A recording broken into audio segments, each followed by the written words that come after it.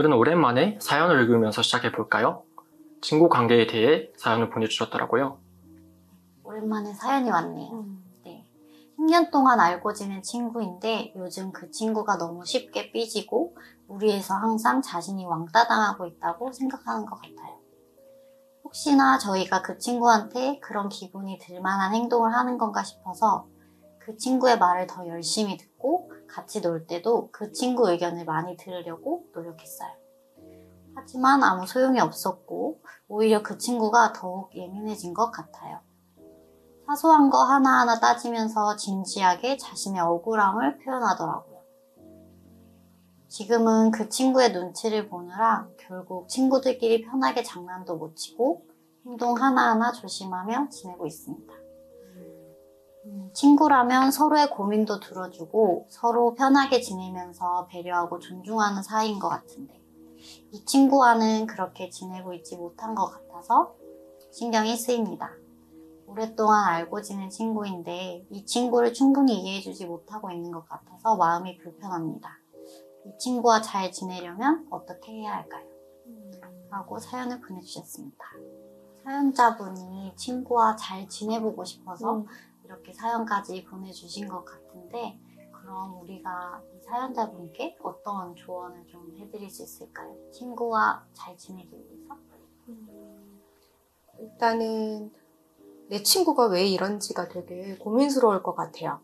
잘 지내고는 싶은데 도대체 어떻게 맞춰서 잘 지낼 수 있을지가 고민스러우실 것 같아요. 내 친구 당최 왜 이러는 거야? 이런 생각을 하고 계실 것 같아서 우리가 사연자분의 말이 어쨌거나 단편적이지만 이 사연으로만 좀 말씀을 드리자면 친구분이 갖고 있는 가장 큰 문제는 억울함이에요. 지금 나만 피해를 받고 있고 나만 소외되고 있고 나만 뭔가 다른 사람에 비해서 대우를 제대로 받고 있지 못하다라는 그런 거에 대한 울분, 불만, 요구 이런 것들을 갖고 있을 거예요. 우리가 이걸 통틀어서 피해의식이라고 얘기를 하죠. 아마 거기에 지금 사로잡혀 있을 것 같아요. 근데 너무 안타깝게도 피해의식은 갑자기 생기는 게 아니다 보니까 제가 조금 더 이 친구분이 걱정스러운 것 같아요.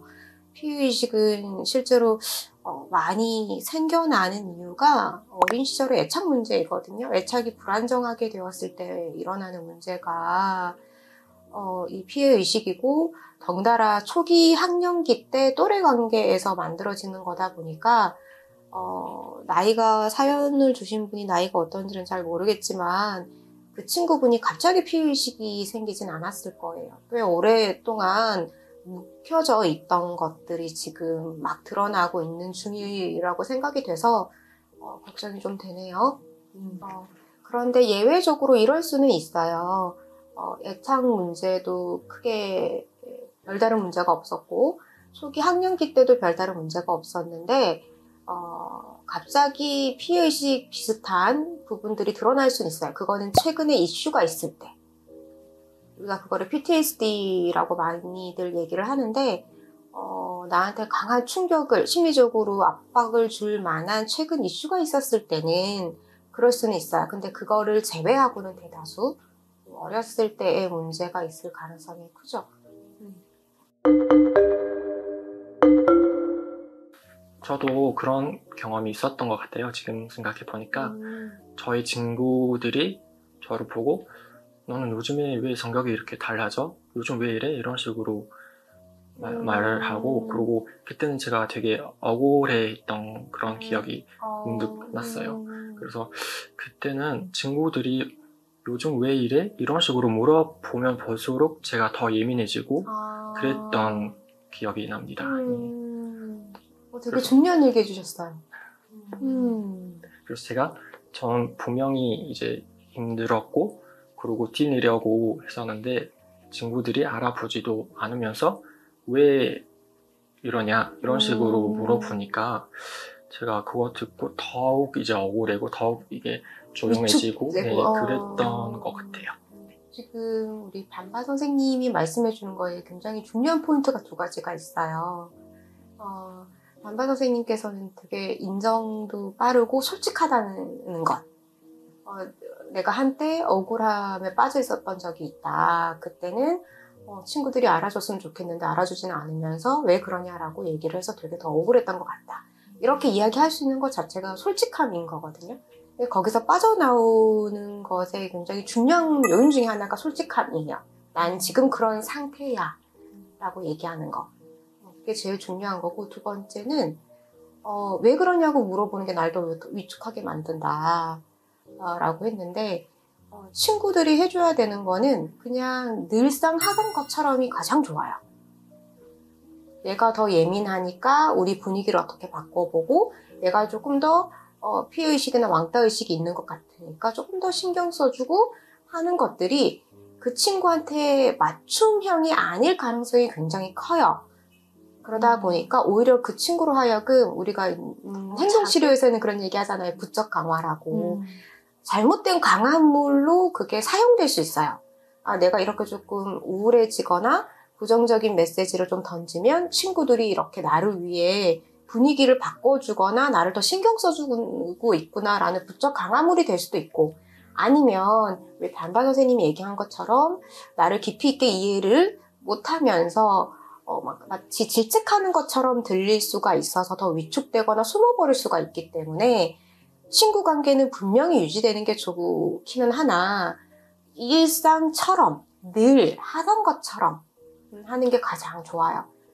실제 그게 못마땅하다면, 피해의식이 있으신 분이 그게 못마땅하다면 더 신경 써줘야 되는 거 아니야? 라고 생각이 든다면 본인 입으로 솔직하게 나 좀 더 신경 써줘. 나 어떻게 좀 해줘. 라고 얘기할 때까지는 일상처럼 유지하는 게 가장 좋아요. 그러면 이 사연 속 친구분처럼 억울함을 가지고 있고 자기 피해의식에 사로잡혀 계신 분들께 조금 도움이 될 만한 이야기를 해준다면 어떤 것이 있을까요? 일단 피해의식을 저는 책임의식으로 바꾸는 과정이 되게 필요해요. 책임의식으로 바꾸려면 그러니까 세상과 타인과 나를 보는 시각이 바뀌어야 되는데, 이 모든 관계를 경쟁 관계가 아닌 더불어 사는 관계로 생각하는 시각을 갖출 필요가 있어요. 실제로 열등감이 생기는 이유는 타인과 나를 동등한 존재로 보지 않고 누군가는 위에 있고 누군가는 밑에 있다고 생각하다 보니까 경쟁의식을 갖게 되거든요. 그러면 나는 당연히 늘 누구보다 우위에 있지 못하다 보니까 열등감이 생기고, 열등감에 사로잡혀 있으면 누군가는 날 얕잡아 볼 거야. 나는 쟤보다 못하니까 쟤네들이 나를 거절할 거야. 나의 근본을 알아보면 나를 떠날 거야 라는 생각에 사로잡힐 수밖에 없어요. 그래서 관계에서 경쟁적인 마음을 조금 내려놓는 게 가장 중요해요. 관계날씨 TV 구독, 좋아요 부탁드려요. 반반 선생님의 있었던 이야기도 우리 들어봤잖아요. 아까 전에. 근데 이번에는 혹시 강다솜 선생님이 그런 혹시 이야기를 들려줄 수 있을 만한 게 있나 궁금해요. 한동안은 피해의식에 꽤나 사로잡혀 있었던 것 같아요. 한동안은 맞아요? 지금은 괜찮은 건가요? 여전히 그러하죠. 피해의식에 사로잡힌 순간 이제 다른 주변 사람들의 의견이 잘 들리지 않아요. 그렇군요. 그러니까 뭔가 아니야 라고 해도 내 생각에 너무 사로잡혀가지고 그 아니라는 게 아니라고 받아들여지지가 잘 않아요. 그래서 저는 그럴 때 그냥 한번 심호흡을 크게 하고 다시 그 사람 말을 다시 생각해보려고 애썼던 것 같아요. 그래, 그럴 수 있지? 그렇게 생각할 수도 있겠다. 내가 좀 오버했을 수 있겠다 라는 생각을 하려고 의도적으로 애썼어요. 그런 부분들이 조금 쌓이고 나면 도움이 됐던 것 같아요. 저를 조금 빗대어 생각을 해보면요. 전들 피해의식이나 열등감이 없겠습니까? 저도 있거든요. 근데 저는 근데 어느 타이밍에 어떤 이슈에 제가 피해의식이 생기는지를 알다 보니까 피해의식이 생기기 전에 차단하는 경향은 있어요. 그건 되게 도움이 돼요. 그러니까 이 방송을 보고 계시는 분 중에 내가 어떤 일이 있으면 쉽게 마음이 무너지고 열등감이 생겨서 내가 나를 되게 이렇게 갉아먹는다라고 생각이 되신다면 그런 일이 일어나고 나자마자 미리 나를 보살필 필요는 있을 것 같아요. 내가 걷잡을 수 없는 마음이 생기기 전에. 그래서 방법을 조금 제시를 하면 첫 번째는 아까 제가 얘기했던 것처럼 솔직함이에요. 나는 억울해. 뭐 이런 솔직함이 아니라 억울함이 들고 있구나. 내가 뭐 때문에 지금 피해의식이 생기고 있구나. 이건 내 피해의식이구나 라는 솔직함이어야 돼요. 그리고 두 번째는 확인받는 작업이 필요해요. 왜냐하면 내 생각은 꼬리에 꼬리를 물어서 결국에는 잊지 않는 허상을 만들어요. 그렇기 때문에 안전하다고 생각되는 사람에게 내 생각을 확인받으셔야 돼요. 근데 확인받을 때 나 너무 억울해 이게 아니라 나 그것 때문에 억울함이 생기는데 그게 과연 맞을까? 라는 식으로 확인은 하셔야 될 것 같아요. 그리고 세 번째는 그 피해의식에서 빠져나올 수 있는 본인만의 대책을 세우셔야 돼요. 저는 조립하는 걸 좋아해요. 손으로 사용법을 보지 않고 무언가를 만드는 걸 좋아해서 그런 것들을 미리 준비해 놓고 내가 나로 하여금 피해의식에 사로잡힐 것 같을 땐 그걸 해요. 거기에 몰두하고 몰입하다 보면은 실제 피해의식이 사라지거든요. 그렇다고 해서 이제 근본적인 문제가 사라지는 건 아니에요. 나로 하여금 피해의식이나 열등감을 들게 하는 내 마음에 자리 잡혀져 있는 그 문제가 사라지는 건 아니기 때문에 네 번째로 알려드리고 싶은 거는 어떤 거에 나는 열등감을 느끼는지 그 열등감이 상대방한테 오는 게 아니라 나의 아주 어린 시절 애착 문제 또는 초기 학령기 또래 관계에서 오는 거 그게 왜 해결되지 않고 아직까지도 성인이 된 나한테까지 문제가 되는지를 좀 살펴보실 필요는 있어요. 어렸을 때 해결 방법이 지금 통하지는 않아요. 성인이 되었고 성인이 된 방법으로 본인을 보살피셔야 됩니다.